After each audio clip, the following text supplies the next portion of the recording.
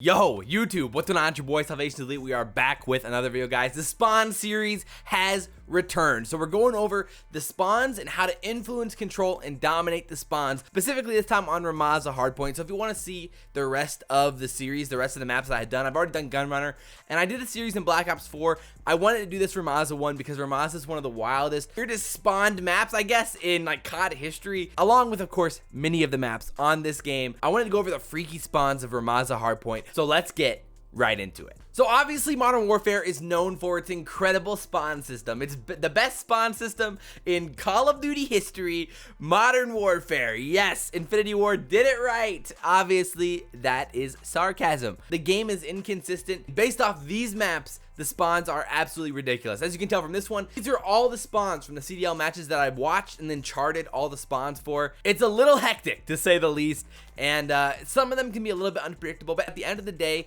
there are trends that you can definitely learn from to understand and learn how to use these spawns and what these spawns that you get and that your teammates are getting tell you about where the other team potentially is. So here's the picture for the spawns for Hill 1.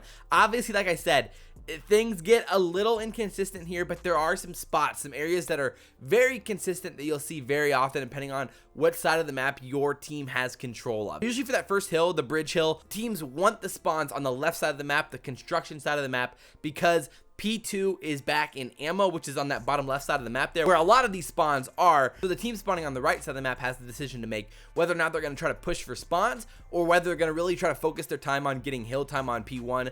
And that's a debate that a lot of teams have, whether or not it's worth spending more time fighting for the spawns for P2 or pushing for that time on P1. So here's the routes that a lot of these spawns can run or would run. Don't diss my arrow making abilities here, all right, guys? I'm trying my best to make some decent looking arrows. It doesn't always work out in my favor. But of course, the opposing team's positioning affects and influences where you're going to spawn. That's how it's always been in every single COD.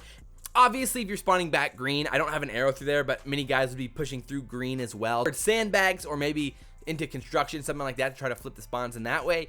But this is just a flowchart of how these spawns can potentially work out. So Hill 2 here, going straight into the flowchart. Spawns are a little bit more consistent here for P2. It really just depends on which team has control of mid, or what team has players in mid. That completely depends on whether or not you get that weird middle spawn or not. Other than that, for the most part, you're almost always spawning like back behind B-bomb, behind truck there, and pushing up towards ammo. And if you have control of the hill, you have control of construction and control of back sandbags, then you're spawning in one of those three areas, either in the actual hardpoint spawn, behind the stairs, or on top of the stairs, back construction. One of those three spawns, and usually you're gonna be flowing into the hill that way and getting control of sandbags. P2's tough because a lot of teams are still trying to figure out the meta of like how to control P2. The meta just keeps changing with this hill, with how you want to set up on the sandbags or play to push out towards ammo, and how you want to play this hill as a whole. I think it's one of the more interesting hills in COD because of the ways you can play for map control to influence the spawns, and sometimes you can spawn them out, you know, even farther than what you do already. If you control the hill, you control back construction,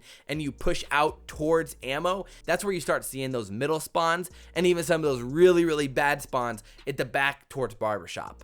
So moving on to Hill 3 here, this is back barbershop. As you can see, there's some pretty big consistency here on this hill for the most part, and then some weird spawn out situations when there's a cluster kind of in the hill and a fight for the back of the spawns. So usually a team will set up here and they'll try to push out for map control, but eventually it ends up being where one team is spawning at the back of the map and the other team is spawning here on L, back behind truck. And as that team throws through tunnels and pillars towards the back of the spawn, that's when the team that is currently holding the hill and was previously spawning back behind P3 is now spawning out towards sandbags, and that's how you can flip those spawns pretty easily. So just know when your team is putting pressure on the back of those spawns that the opposing team is spawning by sandbags or bottom sandbags. You have to watch, so you have to watch for that bottom cache push, that middle street push, and for the top rugs push. So this is kind of how it plays out right here. Have the collapse like right on the hill, which is why this hill can kind of be a money hill either way, depending on how well your team constructs their map control and sets up for those long lines of sight. So P4 proved to be kind of the most inconsistent spawns as a whole,